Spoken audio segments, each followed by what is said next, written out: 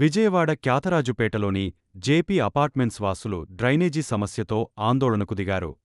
గత నెల రోజులుగా డ్రైనేజీ పొంగపొర్లుతున్నప్పటికీ వీఎంసీ అధికారులు పట్టించుకోవడం లేదని వాసులు ఆవేదన వ్యక్తం చేస్తున్నారు.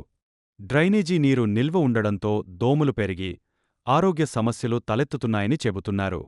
అధికారులకు పలుమార్లు ఫిర్యాదు చేసినా స్పందన లేకపోవడంతో పరిస్థితి మరింత దిగజారిందన్నారు.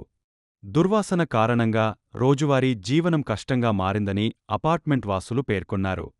తక్షణ చర్యలు తీసుకోకపోతే రోడ్డు ముట్టడి చేసి నిరసన చేపడతామని హెచ్చరించారు.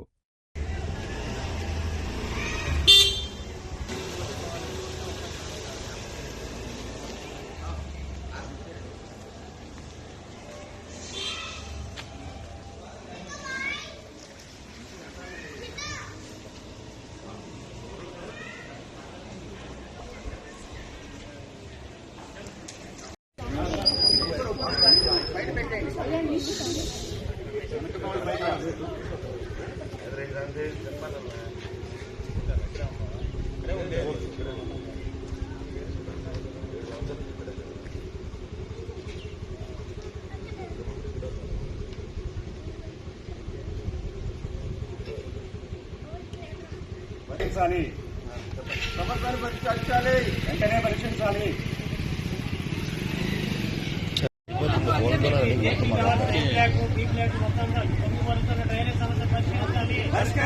పరీక్షించాలి.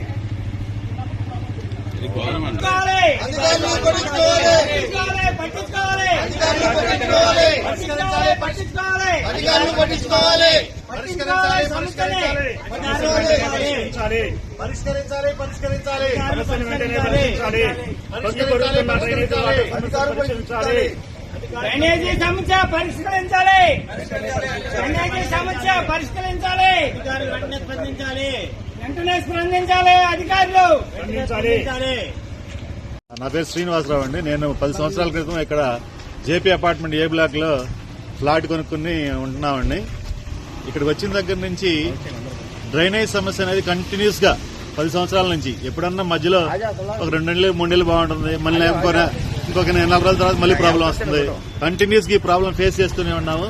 దీనికి పర్మనెంట్ సొల్యూషన్ అనేది దొరకలేదు. ఈ మధ్యకాలంలో 5-6 నెలల క్రితం దీని పర్మనెంట్ సొల్యూషన్ గా ఏం చేశారంటే, ఈ పక్క నుంచి ఏం చేశారంటే డ్రైనేజ్ శాశ్వత పరిష్కారం అని తొమ్మిది వేశారండి.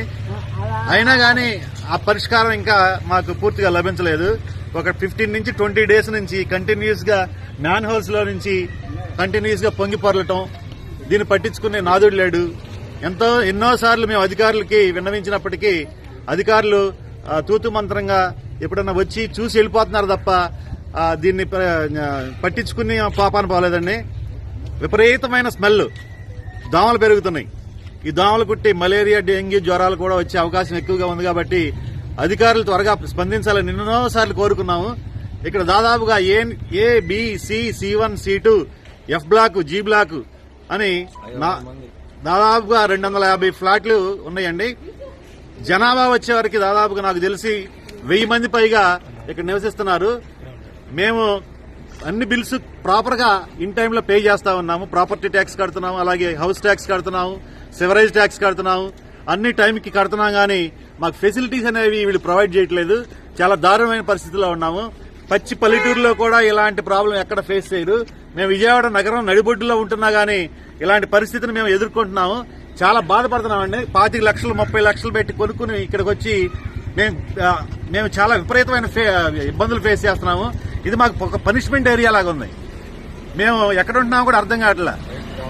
బయటికి రావాలంటే ఇబ్బంది, కాలు పెట్టలేని పరిస్థితి అండి. ఈ వాటర్ అంతా చూస్తే ఇప్పుడు ఇవన్నీ మేము డ్రైనేజీలో మేము